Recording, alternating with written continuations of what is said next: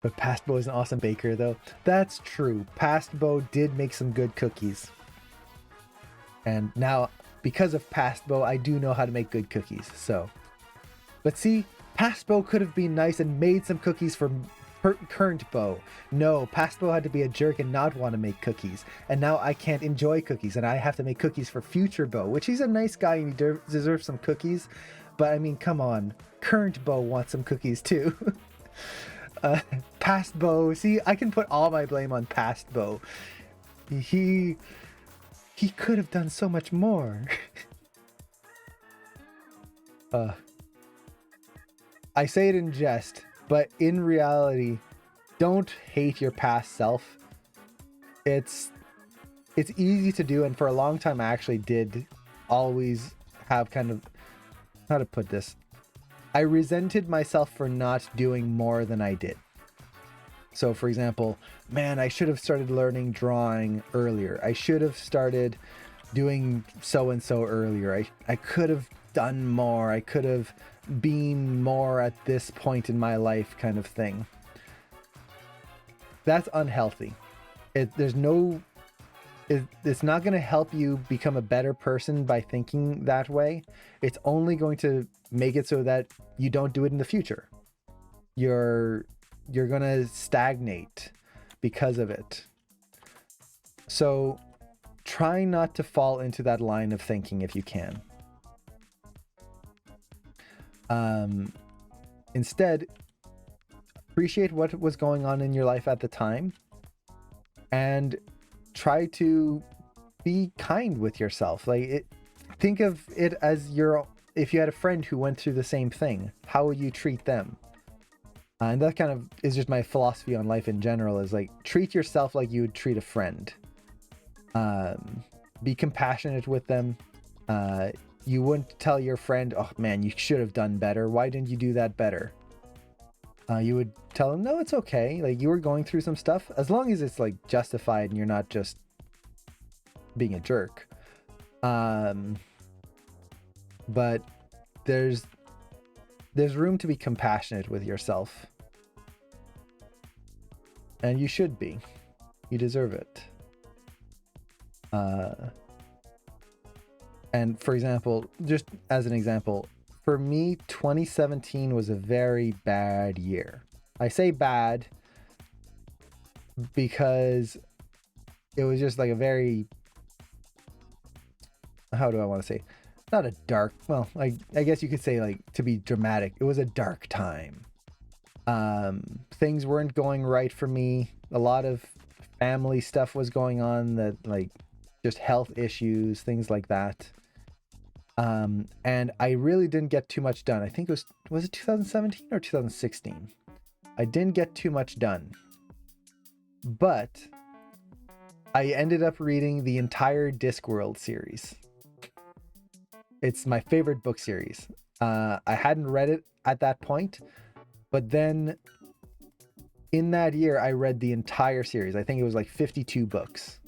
It just goes to show you how much, like, I was not doing much else. I was doing work and reading books. That's it. I would work, then go to bed, and I would read a book. Sometimes I wouldn't even sleep. I would just read. It was a very unhealthy year. But I look back on it now and I'm happy. Not that it happened. Like, I'm not happy that my family had to go through what they did, and I had to go through that, and everyone else who had to deal with me at that time had to go through that. But I read the Discworld series, and it changed my perspective on a lot of things. I cannot underestimate, or I cannot overestimate, would that be the right word? And Colo, hey, thank you so much for the sub. Turned out to be a long journey. Thanks for everything, and stop hating yourself. Aw, thank you so much. That self-hate is something I've seen a lot of us as artists, we all tend to do, which is really sad, because as artists, so many of us, without realizing it, are bringing happiness into other people's lives. And I see this with some of the artists that I follow. Like they do such good work, such inspirational work, and they just hate their stuff so much. They cannot see any good in it, which is sad because they bring so much happiness into like other people's lives. And as artists, it's very hard to see past that. But what was I saying? Oh yeah, like looking back on 2017, I'm not again happy that all of that bad stuff happened, but the Discworld books literally changed my perspective on a lot of things. It made me, well, how would be the right word? Appreciate death, I guess you could say. Not in the sense of like, oh yeah, we're gonna die, ha ha ha, like, the world's gonna burn. No, nothing like that. But death, if you've read the books, death is a character in the books. And the philosophy on that and how they handle it is just such a different way of looking at the world. And it really made me happier in a lot of ways. And made me, well, it's kind of like almost a psychology element to it. It's just a comedy series. If you've seen Monty Python, it kind of has that feeling to it. It's a Discworld series by Terry Pratchett. Highly recommended if anyone's interested. If you like fantasy and that kind of humor, like Hitchhiker's Guide to the Galaxy kind of stuff, highly recommend it. But yeah, it's because of that year, I got to read such a good book and got to change my perspective on a lot of things in many super positive ways. And I have to appreciate that because it made me who I am now. So I wouldn't be who I am now without that dark year. And hopefully at least it makes me be able to empathize with people who are also going through that and kind of be able to give better advice for anyone who does go through something like that. So yeah, all of that to say, past us, as much as like I was joking about past me being a jerk, and he still is, he could have made me cookies. We should be compassionate with ourselves and not beat ourselves down just because we're not exactly where we want to be at this point. As long as we maybe start now, we're gonna get there. It's still a fun journey. We can have fun along the way, meet some cool people, and just have an adventure. Okay, the hand here has to go up. That went on a really weird tangent that I was not expecting. But hopefully that made sense. See. I didn't get the job for Amazing Maurice with you mentioning Discworld. Aw, that's a shame. Amazing Maurice, oh yeah, that's the Amazing Maurice and the, what was it, Talking Rats? Dancing Rats? Something like that.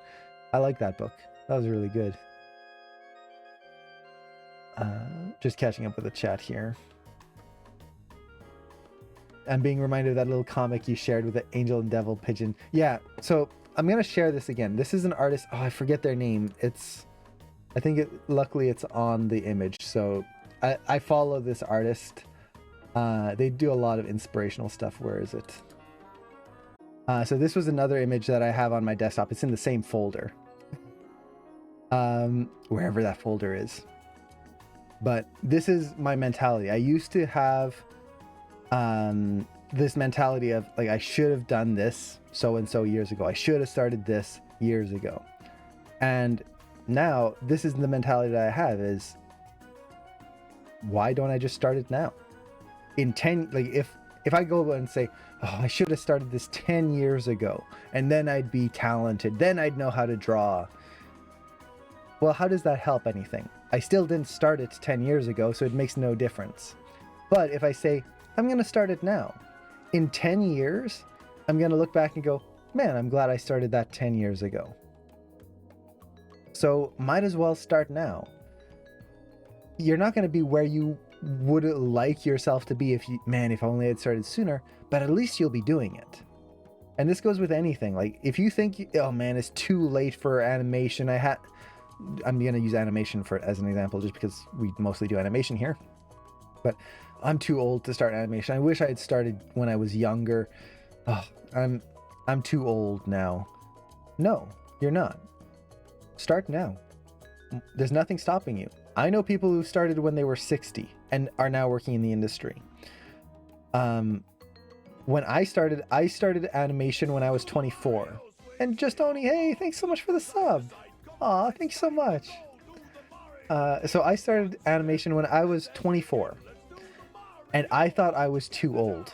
I thought, man, I missed my prime. I'm gone. Like, there's all of these kids going through, like 18, 20-year-olds going through. And it's like, why didn't I start sooner? I'm already too late. I missed the whole thing. I wasted my time. And like looking back on it now, it's like, man, stupid 24-year-old thinking like that's too late. It's like, oh, you don't know what you're talking about, young fool. But we all have that feeling. It's like, man, I wish I had started sooner. I just wish I had done it sooner. You're never too old. I know people who started in their 30s and are now working at like DreamWorks and Disney. Like I said earlier, I know someone who started in their 60s and are now working in the industry. You're never too old. The only thing stopping you is just not doing it. At any point, you can pick it up and do it. And this goes for anything. If you want to learn how to draw, start learning how to draw. If you want to learn how to bake, start learning how to bake. Just because you didn't do it when you were young doesn't mean you can't do it now. There's this kind of idea that you reach a certain age and you can't learn things anymore. No. To me, there is no age that you stop learning. What happens is that people tend to become complacent with not having to learn. So as a kid, you are constantly fed new information. You go to school, you're constantly being pushed new information. You go to college or university, or you start working at a job and you have to learn all of these things. So learning. And then like mid-20s-ish, as humans, we tend to not have anything that we need to learn anymore. We know the basics of everything and we start to coast. And what ends up happening is, at least from my experience and what I've seen with family and friends and whatnot, is there reaches this point where it's like the mental attitude changes. Instead of wanting to learn, you go, I don't have to learn this. Like I've done my learning. I have family who have this mentality of, I did my learning. Now I'm good. Oh, you want me to learn something else? No. Why? Why should I learn something? I already learned my stuff. And that's just weird to me, especially considering as an animator, we never stop learning. You will never stop learning until the very end of your career. And like, even then you'll keep going. It's not so much that we can't learn. It's that as humans, we tend to choose to stop learning and feel like, well, I'm old enough. I'm wise enough. People can't teach me things. I teach you things. Which is not true. Like even in this Twitch stream, as much as I'm showcasing like things here, I'm still learning from you guys. Like for example, a few streams ago, someone showed me a different tool in Maya on how to snap objects together. Hey, I'm using that every day now. I've actually used it like 3 or 4 times since that stream just on my own work. And it's awesome. I'm learning here just as much. So never stop learning. And that kind of goes into this image here. You're never too old to start, and might as well start now. And then the other image, so thank you, Tara, for posting. Oh, dang it, it doesn't open. Aw, no, why won't it open? Okay, I can just Google it. I think it's Chuck is the artist. I always forget. So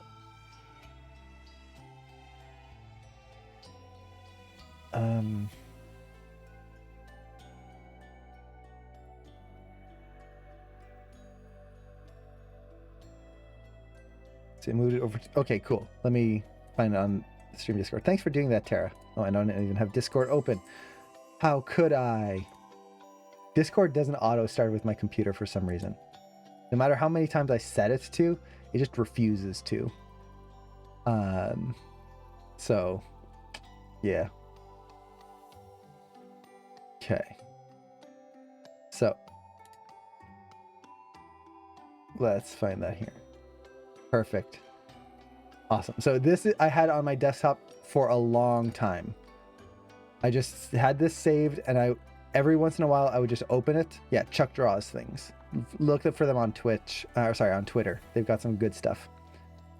So I used to have this problem here. So the idea of denying how hard you worked on something. And I still have that problem. I can't take a compliment.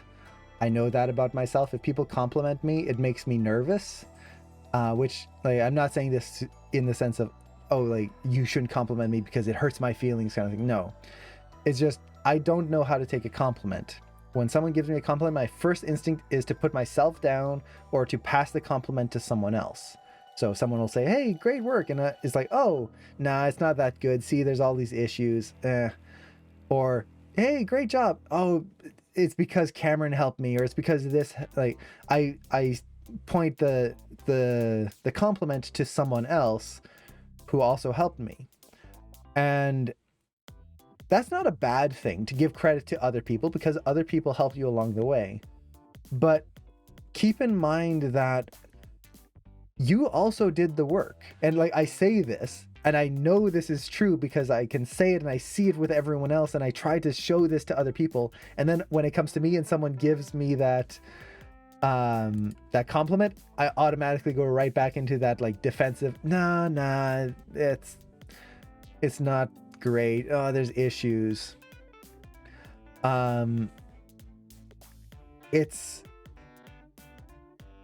It's just a bad habit to get into. If people, and this is actually, we've gone so far off of breakdowns, but this is a good talk here. The reason this is bad is not just because it's bad for you mentally. So, for example, here, like, that instinct to deny that you are talented, to deny that you did the work, to deny that you did something good. It's bad for you because you're constantly putting yourself down, and it becomes second nature to think that you actually aren't good. It's not to say that we should be going, look at me, I'm amazing, look at all the cool things I do, I'm fantastic. No, that is not the point. It's to take the compliment and realize that, okay, we might not like it, but someone else did. And the work that we put into this thing, again, as much as I might not like it, someone else liked it, and we made their day. And we should be proud of that. We should be happy about that.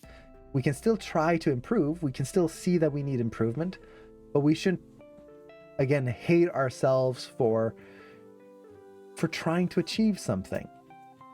Yeah, exactly. If you say bad things about yourself enough, you begin to believe them. And for a long time, that was me, where I would never have a good thing to say about myself. I still have a hard time saying good things about myself or my work. Like I said, when people give me compliments, I have a hard time accepting them without my brain automatically going, oh no, I didn't do this, or nah, there's all these problems, like, it's not that good, really. Now, there's something else here. I said there were two things why this was bad. One is our own mental health, but the other thing is it creates bad relationships with other people. It's bad for them as well. And this is what started making me change more than anything, is realizing two things. One is how much I'm hurting other people by denying that, and also how much of a jerk I am by denying it. So let's take this example here, where someone looks at the work that you did and they say something, wow, you drew that, you're so talented, what's so cool?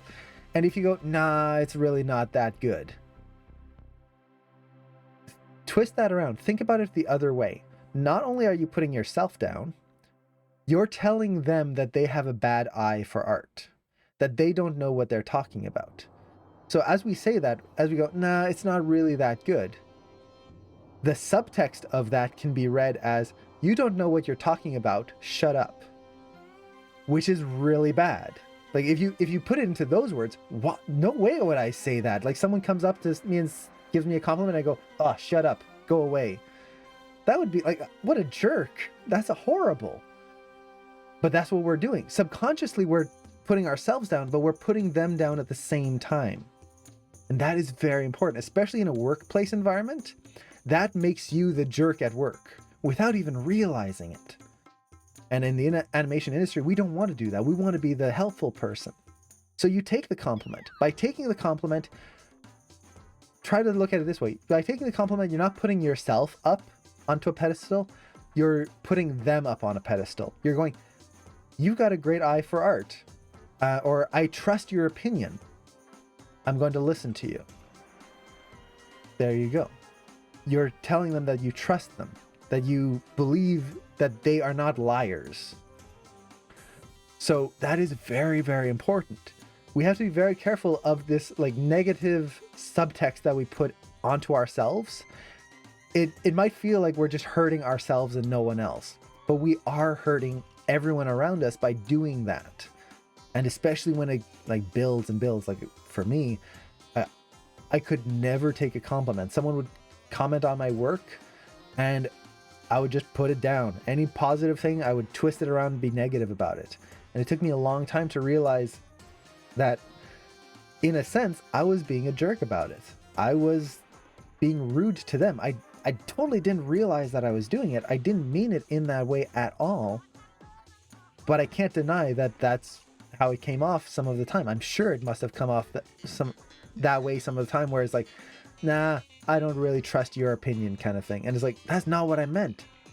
But that's what came out. So I had this on my desktop for a long time for those two reasons. It is too important for us as artists to do this. We cannot let ourselves fall into this habit. And how did I realize this? I read this comic, and there was something else. I think I read like a Twitter post or something about it. This was many, many, many years ago. I think just after I finished Animation Mentor. Pigeon wants to win. Yeah, there you go. Pigeons and good vibes. There you go. So it was just something I noticed. And then when I started analyzing my own behavior, I noticed that I was doing the same thing. I was doing exactly that without even realizing and without wanting to be mean. I was. And that's just not right. It's not right to the other people who want to help you. And this goes into another topic, which, what was it again? It was on, I had it just a second ago. We have the accepting compliments, and then I'll think about it in a second. There's another offshoot of this on, oh yes. It is the importance of saying thank you versus sorry. So as a Canadian, my first instinct is to apologize for everything. That's just how I was raised. You always say sorry for everything. And if people think kind of like, oh yeah, it's haha, funny stereotype, Canadians apologize for everything. In Saskatchewan, it is not an apology, like saying sorry, is not admissible in court because too many people apologize. Like maybe I'm driving and someone bumps into me and like crashes into me. My first instinct would be, oh, I'm so sorry.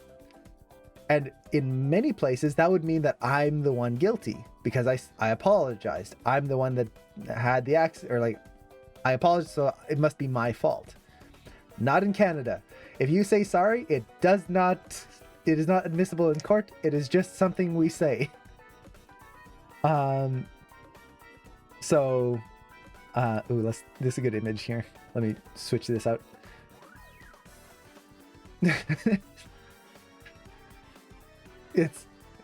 That's a big problem. Is we have this like mentality of we can't be happy when we're working. We have to work more, but we also have to relax more. That's a whole other talk. But let me go over the sorry and the thank you thing.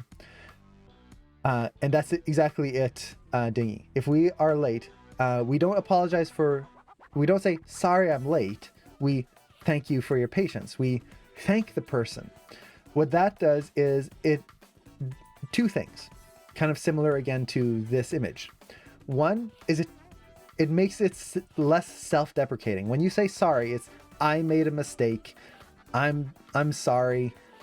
Like, it's my fault, which there are times to apologize. Definitely. Apologies are not a bad thing, but if we're apologizing for every little thing, all it does is put us down, and makes us feel negative the whole time. Instead, if you walk into a room and you go, oh, thank you so much for being so patient. I got stuck in traffic, kind of thing.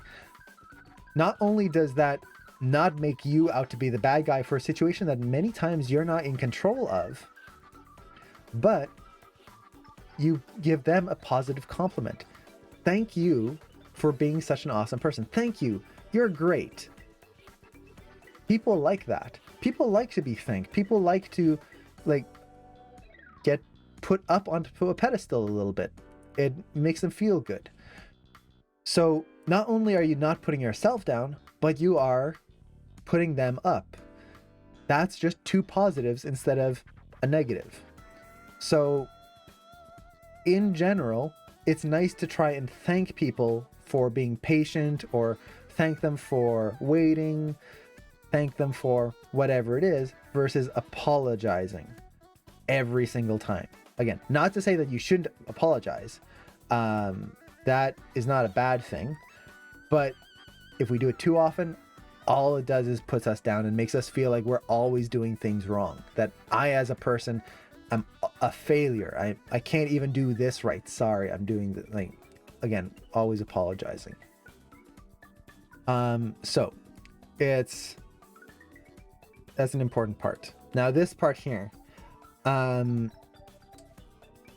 this is a very important thing as artists that we have to deal with, is that we always feel like we should be doing more.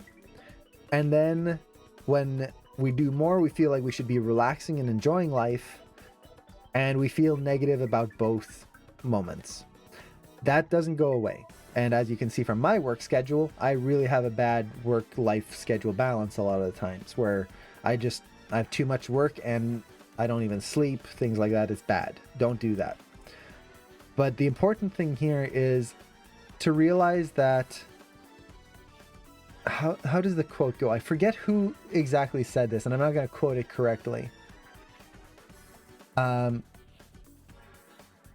think maybe it was a Terry Pratchett quote. Maybe, I don't know. But time wasted doing something that you love is not time wasted. Or something like time wasted doing something you enjoy is not time wasted.